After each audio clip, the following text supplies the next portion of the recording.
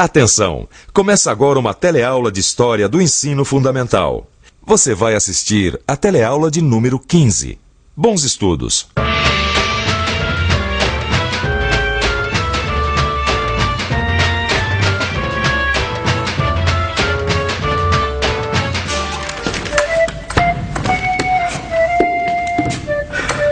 Olha só a mala que sobrou pra mim, Vicente. Meu Deus, eu vou carregar isso aqui. Ô, Vicente. Oi. Você não vai se trocar? Nós vamos começar a gravar daqui a um minuto, rapaz. Desculpa, eu me entretive aqui lendo o jornal. Começo a ler notícias de política, eu esqueço da vida. Mas eu fico pronto num minuto. Pode deixar. Comer, coçar e falar de política é só começar, não é verdade? E política é justamente o tema da nossa aula de hoje. Nós vamos ver como era a política no Brasil depois da independência, desde a coroação de Dom Pedro I até a sua renúncia. Bom, a gente começa assim que ele se vestir. Não é mesmo, companheiro? Oh, não falei que eu ficava pronto no minuto?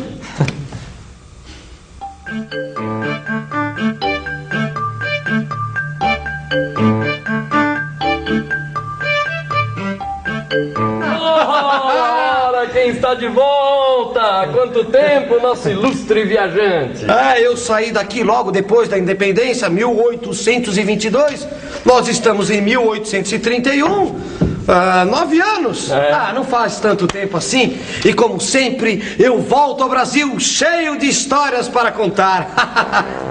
Ei, eu disse que estou cheio de histórias para contar. Eu ouvi. Então continua ouvindo, Horas. Parece até que não ficou interessado. Olha, você vai me desculpar, mas do jeito que vão as coisas, a única história que anda me interessando é a história do Brasil. Mas que história?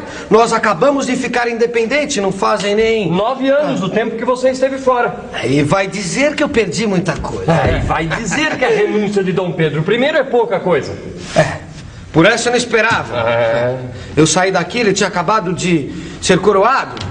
Eu voltei, ele tinha acabado de renunciar ao trono. Agora eu acho que essa história está muito mal contada. Não. É você que está mal informado. Mas deixa comigo que eu vou te contar essa história direitinho. Independência ou morte! Mas não foram só os brasileiros que comemoraram os novos tempos. Os portugueses que viviam aqui desde a vinda da família real se uniram para dar apoio político ao imperador Dom Pedro I e formaram um grupo que ficou conhecido como Partido Português. Já os brasileiros se dividiram em 2 grupos, os democratas e os aristocratas. E cada partido tinha uma ideia diferente de como o Brasil devia ser governado, certo? Exatamente. Os portugueses queriam que o imperador tivesse poder absoluto, sem limites. Já os democratas pensavam o contrário, que o poder deveria representar a vontade da maioria. E os aristocratas, por sua vez, achavam que o imperador deveria ter poder sim, mas limitado pela Constituição. E afinal, quem ganhou essa disputa? Pois é, os 3 partidos foram eleitos para a Assembleia Constituinte. Mas quando começaram os trabalhos, em 1823, os aristocratas já tinham dado um jeito de expulsar os democratas da política. Então essa disputa ficou entre os portugueses e os aristocratas. Mas não por muito tempo, não. Peraí, como assim? O que acontece é que o imperador fechou a Constituinte e nomeou uma comissão para elaborar a lei máxima brasileira à sua medida, a Constituição Política do Império do Brasil. Isso já foi no ano de 1824. O poder estava todo concentrado nas mãos dele. Vocês já imaginaram a briga que Dom Pedro I comprou? De um lado, o imperador e os portugueses, do outro, os brasileiros. E o campo de batalha era a nossa primeira Constituição. Mas o que é realmente uma Constituição? E por que ela é tão importante? Vamos ver? Seu Gustavo, o senhor precisa entender que a gente não pode mudar as cores da encomenda de uma hora para outra. Tá tudo pronto aqui, tudo, tá tudo... Quem é que vai arcar com esse prejuízo? Tá bom. Eu vou ver o que eu posso fazer. Até mais. Cidinha, seu Gustavo quer que a gente faça os uniformes tudo de novo. E ele pode mandar assim, sem mais nem menos? sei lá, né? Ele também é nosso sócio, entrou com a maior parte do dinheiro. Ah, não, vou resolver isso já já. Procura aí o contrato social. Ah, boa ideia. Foi pra isso mesmo que nós fizemos um contrato. Pra ver quem é que tem poder dentro da confecção. E ao mesmo tempo para limitar esse poder. A confecção não pode depender da vontade absoluta do seu Gustavo. Não é porque ele deu a maior parte da grana que ele vai se sentir o dono. Contratos e constituições são coisas parecidas. Ficou mais claro? Contratos e constituições existem para definir quem tem o poder, seja o imperador, o presidente, o Congresso, etc. E, ao mesmo tempo, para limitar esse poder. Aqui no Brasil, nós passamos pela elaboração de uma Constituição em 1988. Você se lembra da briga dos constituintes? Durante esta Constituinte, surgiram muitas divergências entre os deputados. Isso aconteceu porque eles defendiam diferentes ideias sobre a organização do país. Um exemplo foi a discussão sobre o direito de voto dos analfabetos, que foi contemplado no texto final. Outras questões, como reforma agrária e direitos dos trabalhadores, também dividiram as opiniões dos deputados. O resultado dessas discussões determinou os direitos e deveres de todo cidadão brasileiro. Entendeu agora por que uma Constituição é tão importante? Não foi à toa que houve tanta briga por ela no Primeiro Império. Dom Pedro I, que ganhou o primeiro round, dissolveu a Assembleia Constituinte e impôs a Constituição ao país. A Constituição imposta por Dom Pedro I era centralizadora e conservadora. Centralizadora porque concedeu ao imperador um grande controle sobre o sistema político. Ele possuía o poder moderador que lhe dava o direito de dissolver o parlamento e nomear juízes e a autoridade máxima de cada província. Conservadora porque mantinha a escravidão e limitava a participação política dos cidadãos através do voto censitário. Para ser eleitor ou candidato, o cidadão precisava ter uma determinada renda anual.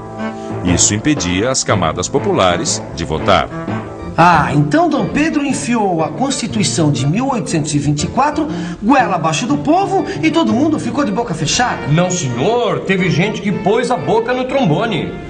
Foi aqui na província de Pernambuco que os ventos revolucionários começaram a soprar contra o imperador. Liderados por Frei Caneca, os membros da Câmara da cidade de Recife se recusaram a aceitar a Constituição de 1824. Os recifenses tomaram o poder na província e logo receberam o apoio da Paraíba, do Ceará e do Rio Grande do Norte.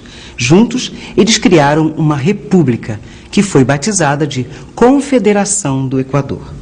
Me diga uma coisa, que fim levou essa história da Confederação do Equador? Ih, acabou mal. Os líderes do movimento tinham ideias muito liberais. Perderam o apoio dos comerciantes e dos senhores de terra. O governo central mandou as tropas para lá e acabou com tudo. Os líderes foram condenados à morte.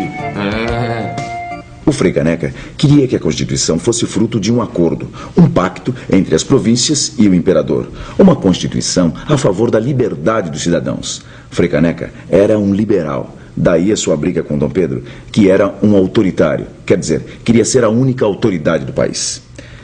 Frei Caneca foi executado, mas suas ideias não morreram. Continuaram a se espalhar pelo Brasil. Dom Pedro I ganhou a batalha, mas tinha começado a perder a guerra. A Câmara dos Deputados foi reaberta e, junto com ela, a oposição ao imperador. O medo de uma possível reunificação com Portugal voltou a ser o assunto do dia na imprensa, que não economizava críticas a Dom Pedro. O tempo fechou ainda mais com a turbulência das revoluções europeias. Elas acabaram com o absolutismo em países importantes como a França. Não era mais possível justificar as atitudes autoritárias do nosso imperador. O clima político piorou ainda mais no Brasil com a pressão de uma crise econômica provocada por problemas na agricultura de exportação. Pois é, no meio desse tumulto todo, Dom Pedro se envolveu na sucessão do trono português. Queria que a sua filha fosse a escolhida para herdar a coroa. Acontece que os brasileiros, a gente já sabe, queriam distância de Portugal. A atitude do imperador caiu como uma bomba em diversos setores brasileiros. E eles acabaram se unindo para combater Dom Pedro. O jogo político chega a um ponto crítico com o assassinato do jornalista Líbero Badaró, que fazia oposição ao governo. A agitação política chega às ruas. Aumenta o conflito entre os portugueses partidários do imperador e os brasileiros unidos na oposição. Dom Pedro ainda tentou fazer diversas jogadas políticas, mas a coisa só piorava. Havia boatos de que ele fecharia outra vez a Câmara, ficando livre para governar de maneira ditatorial. A reação foi quase imediata. Setores populares foram às ruas para protestar contra a nova medida do imperador. Deixa os comentários para depois e termina a história primeiro. Como acabou? Acabou como você já sabe. O imperador renunciou ao trono em nome de seu filho, Dom Pedro de Alcântara. Foi assim que acabou. E atenção, se liga aí que é hora da revisão. Logo depois da independência, o Brasil se dividiu em dois partidos. O Partido Português, que apoiava Dom Pedro I, e o Partido Brasileiro. Esses partidos formavam a Assembleia Constituinte. Dom Pedro I fechou a Constituinte e nomeou uma comissão para fazer a Constituição à sua maneira. Ele queria todo o poder para si. O autoritarismo de Dom Pedro não foi aceito. Revoltosos, liderados pelo Frei Caneca, criaram a Confederação do Equador.